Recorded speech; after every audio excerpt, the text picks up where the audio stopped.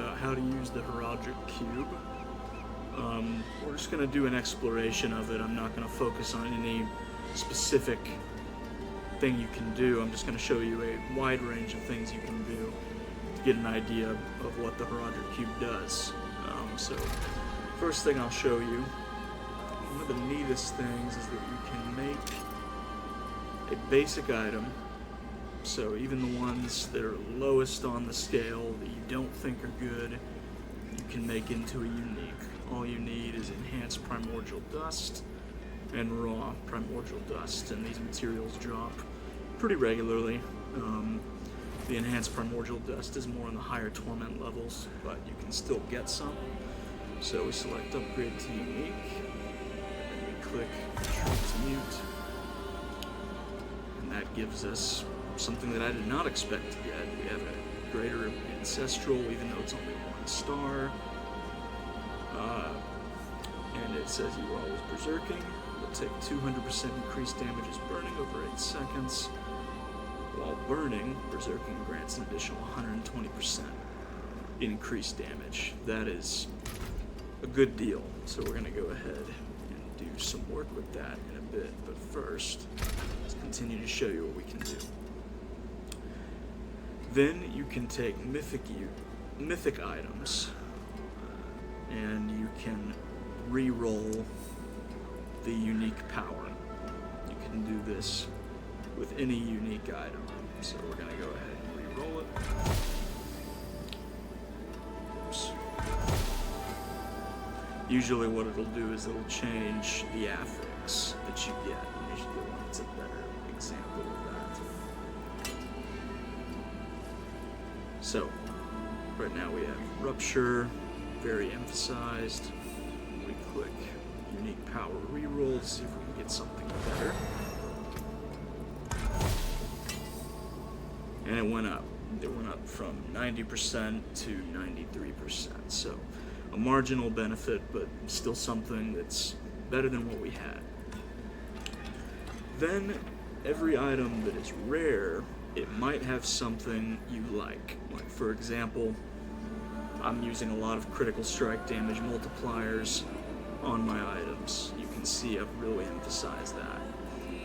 Now, this item is still not good enough to replace what I have so far, but it would have about 3 days ago had the critical strike damage and the fire damage that I'm looking to emphasize. Now, if I want to add something like damage over time, I can risk it and re-roll. So I select re-roll. Here's our materials for that. And we see if we get lucky. Here we go. And we did not get lucky. We lost the one of the main affixes on the item that make it good. But all's not lost. So we can go to remove affix. We can do that multiple times until we get it to a basic item, and then we can go from ground zero and see if we can get something good that way. Alright, a lot of maximum life. That's pretty good, but not necessarily what I want for this build. We have a fire damage multiplier, that's pretty good. Strength, that's also really good. Especially for Barbarian, that's your main stat that you want to buff. Alright, so we tried, we really didn't do it. We could do this ad nauseum, really, with this item, and see what we get. But for now, we're going to move to the next thing.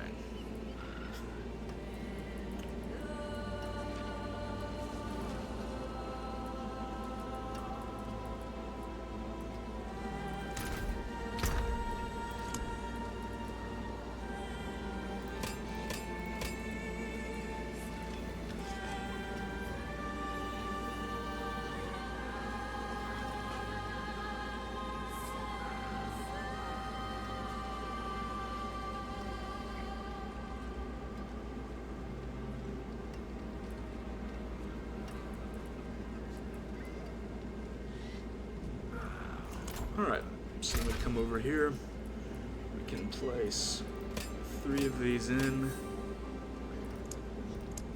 It's 3 of the same unique item or charm. We can recycle it. And this gave us a different version of the item.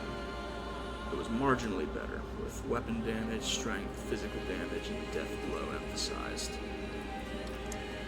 Now, I do not have the seasonal mechanic on hand at the moment, but what you can do with this new mythic system that they have put into place is if you have Pandemonium fragments, you can upgrade it to a mythic. It'll be a mythic of the same item slot. It will not be the same item. That's maybe one of the drawbacks of it, but if you're willing to roll the dice, it's a good thing to do. Now, another thing we can do. Go to your consumables. You'll notice we've gathered Exquisite Blood, Living Steel, Adjudicator's Mask, Distilled Fear. These are all things that used to get you in to fight lair bosses, but now what they're used for is amalgamation into unique items. And I believe they go 5 at a time, so I use 5 of the Exquisite Blood, I get a Field of Crimson, X-Falls Corroded Signet, another Fields of Crimson, Twin Strikes, another Fields of Crimson, and another Sword. And once we run out, you see we have all of our items that we got. So it's a good way to just kind of farming those consumables and then farming the items that you want to see what you can get. We'll do that one more time with the Living Steel.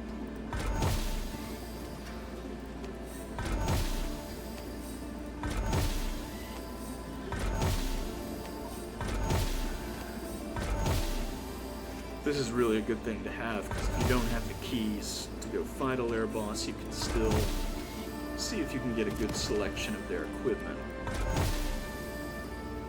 from the cube itself.